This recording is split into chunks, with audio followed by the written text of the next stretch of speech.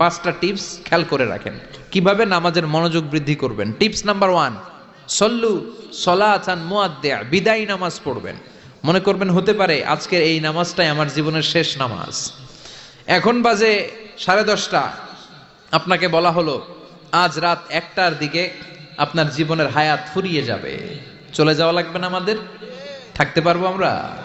চলে যাওয়া লাগবে। রাত 1টায় মালাকুল মাউত চলে এসে রূহ কবজ করে নিয়ে যাবে। আর 1.5 ঘন্টা আপনার হাতে সময়। এই 1.5 ঘন্টায় আপনি নামাজ রোজা যা পারেন করে নেন। আপনার হুঁশ থাকবে? কথা কন। 1.5 ঘন্টা পরে আপনার মরণ। আপনি তাড়াতাড়ি করে অজু করে আসবেন, যায় নামাজে দাঁড়াবেন, মনে মনে ভাববেন আজকে জনমের মতো মাফসাম আল্লাহর কাছে, আকাম কুকাম যা করছি সব কাইন্দা একেবারে মাফ করায় ফেলাম আল্লাহর কাছে, ঠিক কিনা? 2 নাম্বার পদ্ধতি হলো নামাজের মধ্যে আহকাম এবং আরকানগুলো ধীরস্থির ভাবে আদায় করতে হবে। তাড়াহুড়ো নামাজের মধ্যে করা যাবে